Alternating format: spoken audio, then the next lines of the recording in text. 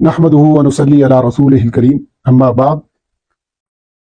سامعین، آج کی ویڈیو میں ہم یہ ڈسکس کریں گے کہ کیا شیخ العرب والعجم سید ابو العلا مودودی رحمہ اللہ نے صحابہ پر سود خوری کا الزام لگایا، کیونکہ یہ الزام سید پر کئی دیوبندی علماء نے لگایا ہے۔ قاضی مظہر چکوالی نے اپنی کتاب کے اندر بھی یہ بات کہی ہے، غالباً یوسف لدھانوی نے بھی اپنی کتاب کے اندر اختلاف امت اور صراط مستقیم کے اندر یہ بات کی ہے، اور اسی طرح کئی ویڈیوز میں یہ دیکھ چکا ہوں کہ دیوبندی حضرات کی طرف سے یہ الزام دہرایا جاتا ہے کہ سید مودودی نے صحابہ کرام رضوان اللہ تعالی علیہ مجمعین پر سود خوری کا الزام لگایا۔ اس کے اندر سود کی وجہ سے دو قسم کے اخلاقی امراض پیدا ہوتی ہے۔ سود لینے والوں میں حرص و طمع، بخل اور خودغرضی، اور سود دینے والوں میں نفرت، غصہ، بغض و حسد۔ احد کی شکست میں ان دونوں قسم کی بیماریوں کا کچھ نہ کچھ حصہ شامل تھا۔ احد کی شکست کی دردوارا قسم معروف سے حصہ شامل ہوا۔ اگر سود کو ساول کے نوز باللہ راغلو تکم سود مبارک رسول اللہ فرمائی رسول یونو نہیں خڑل دلک رخل مور سر بخل نبی اللہ شریف 36 پیری زنا دا قسم سے نوجوانوں کی تفسیر ہے۔ سید مودودی رحمہ اللہ نے تفہیم القرآن کے اندر جو لکھا ہے، سب سے پہلے جلد اول اور صفحہ نمبر 288، اس کے اندر بعض فرقہ پرست اور بددیانت مولویوں نے سٹکر بنا کر اس کے اندر شراب خور اور سیدنا عثمان کے حوالے سے بھی بہت کچھ لکھا ہے، اور جب آپ سے کوئی سٹکر دکھا کے کہے کہ مولانا مودودی نے یہ لکھا ہے، تو میری درخواست ہے کہ اس سے اصل کتاب کا مطالبہ کرے، تفہیم القرآن کا۔ تفہیم القرآن جلد اول اور 200 صفحہ نمبر 287 کے اوپر عبارت ہے کہ احد کی شکست کا بڑا سبب یہ تھا کہ مسلمان عین کامیابی کے موقع پر مال کی طمع سے مغلوب ہو گئے اور اپنے کام کو تکمیل تک پہنچانے کے بجائے غنیمت لوٹنے لگ گئے۔ یہ کہا کہ ایک تو انہوں نے سبب لکھا کہ مال کی طمع سے مغلوب، دوسرا اس کے اگلے صفحے پر حاشیہ نمبر 99 اس پر لکھا کہ سود خوری جس سوسائٹی میں موجود ہوتی ہے، اس کے اندر سود خوری کی وجہ سے دو قسم کے اخلاقی امراض پیدا ہوتے ہیں۔ سود لینے والوں میں حرص، طمع، بخل اور خود غرضی، اور سود دینے والوں میں نفرت، غصہ اور بغض، حسد۔ احد کی شکست میں ان دونوں قسم کی بیماریوں کا کچھ نہ کچھ حصہ شامل تھا۔ بیماریوں کا کچھ نہ کچھ حصہ شامل تھا، یہ یاد رکھیں۔ سود خور کسی جگہ انہوں نے نہیں لگا۔ اللہ تعالیٰ مسلمانوں کو بتاتا ہے کہ سود خوری سے فریقین میں جو اخلاقی اوصاف پیدا ہوتے ہیں، ان کے بالکل برعکس انفاق فی سبیل اللہ سے یہ دوری۔ ایک تو سید مودودی نے یہاں پر سود خوری کا الزام نہیں لگا، کہا کہ اس بیماری کا کچھ نہ کچھ حصہ، یہ یاد رکھیے گا، یہ نوٹ۔ اب آتے ہیں کہ دوسری تفسیر بھی دیکھ لیتے ہیں، شامل ہے۔ مفتی ندیم صاحب نے اس پر الزام لگایا، یہ سارا کلپ آپ دیکھ لیں کہ انہوں نے کیا کہا ہے۔ اب یہ مفتی ہیں اور مناظر اسلام بھی کہلائے جاتے ہیں، ان کے بارے میں جو لفظ مولانا منظور مینگل حافظہ اللہ نے کہا تھا، میرے ان دلائل کے بعد آپ بالکل کلیئر ہو جائیں گے کہ منظور مینگل کے ان کے بارے میں جو خیالات ہیں وہ بالکل درست ہے۔ سب سے پہلے دیوبندیوں کی شیخ الہند مولانا محمود الحسن تفسیر عثمانی کے اندر پہلی 3 صورتوں کی تفسیر جو ہے شیخ الہند محمود الحسن کی ہے، اور یہ صفحہ نمبر تفسیر آپ اوپر دیکھ لیں کہ اس کے اوپر یہ بالکل واضح طور پر صفحہ نمبر 86 پر یہ لکھتے ہیں کہ حاشیہ نمبر 4 ہے، اوپر ہائی لائٹ ہم نے کر دیا ہے کہ جنگ احد کے تذکرے میں سود کی ممانعت کا ذکر بظاہر بے تعلق معلوم ہوتا ہے، مگر شاید یہ مناسب ہو کہ اوپر از ہمت طائفتان منکم ان تفشلا میں جہاد کے موقع پر نامردی دکھانے کا ذکر ہوا ہے، یعنی صحابہ نے نامردی دکھائی تھی، اس کا ذکر ہوا ہے، اور سود کھانے سے نامردی پیدا ہوتی ہے۔ دیکھتے رہیں، لفظ ذرا غور کیجیے گا اور موازنہ کریں سید مودودی کے الفاظ سے۔ دو سبب سے، ایک یہ کہ مال حرام کھانے سے توفیق کی طاقت کم ہوتی ہے، اور بڑی طاقت جہاد ہے۔ کہتے ہیں کہ یہ جو ہے توفیق ختم ہوتی ہے، سود خوری سے جو جہاد ہے وہ ختم ہوا ہے، اور یہی وجہ ہے۔ دوسرے یہ کہ سود لینا انتہائی بخل پر دلالت کرتا ہے، کیونکہ سود خور چاہتا ہے کہ اپنا مال جتنا دیا تھا، اور یہ آگے پوری تفصیل آپ دیکھتے رہیں، میں آگے مختصر کر کے اصلی جگہ پہ آتا ہوں۔ یہ جو کچھ انہوں نے لکھا ہے، کیا وہ صحابہ کرام کے بارے میں الزام نہیں لگا رہی ہے؟ اگر الزام ہے اور بہتان ہے یا جو بھی آپ کہتے ہیں گستاخی ہے، تو کیا یہ الفاظ جو ہے یہ فٹ ہوتے ہیں صحابہ پر کہ نہیں؟ کیا کسی کو شرم آئی؟ آج تک یہ مولانا مودودی کی تفہیم القرآن سے کئی سال پہلے یہ تفسیر لکھی جا چکی ہے۔ آگے دیکھیں جی، یہ جدھر میں نے ہائی لائٹ کیا ہے، اس سے نیچے ابو عیان نے لکھا ہے کہ اس وقت یہود وغیرہ سے مسلمانوں کی سودی معاملات اکثر ہوتے رہتے تھے۔ واضح طور پر کہتے ہیں کہ جنگ احد جب ہوئی ہے، یعنی 2 ہجری میں، تو یہودیوں وغیرہ کے ساتھ مسلمانوں کی سودی معاملات اکثر ہوتے رہتے تھے، اور اگلا جملہ اس سے بھی خطرناک ہے، اس لیے ان سے تعلقات کرنا مشکل تھا، یعنی تعلقات صحابہ ان سے تعلقات قطع نہیں کر سکتے تھے، مشکل تھا، اس وجہ سے یہ سارا معاملات یہ اندازہ کریں یہ آپ اندازہ کر لیں اور موازنہ کریں سید مودودی کی عبارت کا. یعنی آپ کے لینے کی بات اور ہے اور دینے کی بات اور ہے.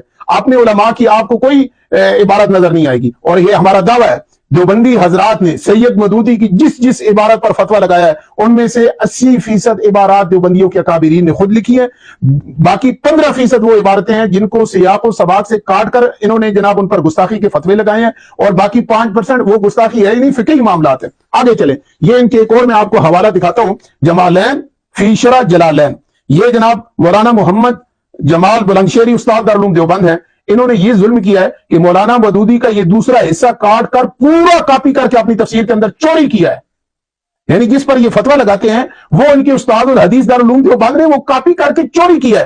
صرف یہ کیا کہ اس کے اندر جناب 1 2 3 آگے نمبر لگا دی. آپ دیکھ لیں، موازنہ کر لیں. یہ میں دونوں صفحے لگا رہا ہوں اور کیسی ڈٹائی ہے کہ ایک مولانا مودودی لکھے تو گستاخی ہے، اور وہی چوری کر کے ان کا استاد دارالعلوم دیوبند عالم اگر وہ اپنی تفسیر کے اندر ڈالے تو وہی شیخ الحدیث قرار دیتا ہے. اسی صفحے کے اوپر لکھیں، ربط بتا رہے ہیں اس آیت کا غزوہ احد سے. کہتے ہیں جو کہ غزوہ احد میں ناکامی کا بڑا سبب رسول اللہ کی نافرمانی اور عین کامیابی کے موقع پر مال کی طمع سے مغلوب ہو جانا. جو مولانا مودودی نے لکھا کہ مال کی طمع سے مغلوب، یہ کہہ رہے ہیں کہ ایک تو رسول اللہ کی نافرمانی کی صحابہ نے، اور دوسرا یہ ہے کہ مال کی طمع سے مغلوب ہو گئے تھے. یہ وہی جملہ جو مولانا مودودی کا یہ لکھ رہے ہیں. اس لیے رب العزت نے اس حالت کی اصلاح کے لیے زر پرستی اور ناجائز طریقے سے زر اندوزی کی چشمے پر بند بننا ضروری سمجھا. تیسری لائن غور سے پڑھیے، اور حکم دیا کہ سود خوری سے باز آ جاؤ. صحابہ کرام کو حکم دیا کہ سود خوری سے باز آ جاؤ. اب اندازہ کریں ان ظالموں کو اللہ کا خوف بھی ختم ہو گیا. یہ عبارت مولانا مودودی کی عبارت سے 1000 گنا سخت ہے. اب اصلی یہ تو تھا ان کی زبان میں جواب. یہ جو الزام لگاتے ہیں مولانا مودودی پہ، جس زبان جو استعمال کرتے ہیں یہ ان کی زبان ہے. تمہارے اندر اگر تھوڑی سی شرم اور حیا ہے تو ان پر فتویٰ لگاؤ شیخ الہند محمود الحسن پر اور مولانا جمال بلندشہری پر، ورنہ آئندہ ہمیں اسی طرح تمہاری باتیں نکال کر ہم انشاءاللہ اپنی کتابوں کے اپنے ویڈیوز کے اندر لوگوں کو بتائیں گے. کیونکہ علمی جو دلائل ہیں وہ آپ کی سمجھ سے باہر ہیں، کیونکہ آپ کا مقصد صرف اور صرف بدنیتی ہے. آپ آگے آئیں. مسئلہ سود، یہ کتاب ہے مفتی شفیع صاحب کی جو ان کی مفتی اعظم پاکستان ہے. اس کے اندر یہ مفتی ان کے مناظر ہیں جن کو یہ نہیں پتا کہ سود حرام کب ہوا ہے. یعنی یہ میں حیران ہوں، نہ یوسف لدھانوی کو پتا ہے یہ بات اور نہ یہ دوسرے حضرات کو پتا کہ سود حرام کب ہوا. جب حرام ہی نہیں ہوا تو گناہ کس بات کا. یہ لکھتے ہیں صفحہ نمبر 18 کے اوپر، بالکل واضح ہے، اوپر دیکھ لیں کہ کہتے ہیں تقریباً ہجرت مدینہ کے 8ویں سال فتح مکہ کے موقع پر آیات ربا نازل ہوئی جن میں ربا کو حرام کیا. یہ ایک صفحے پر بات ہے.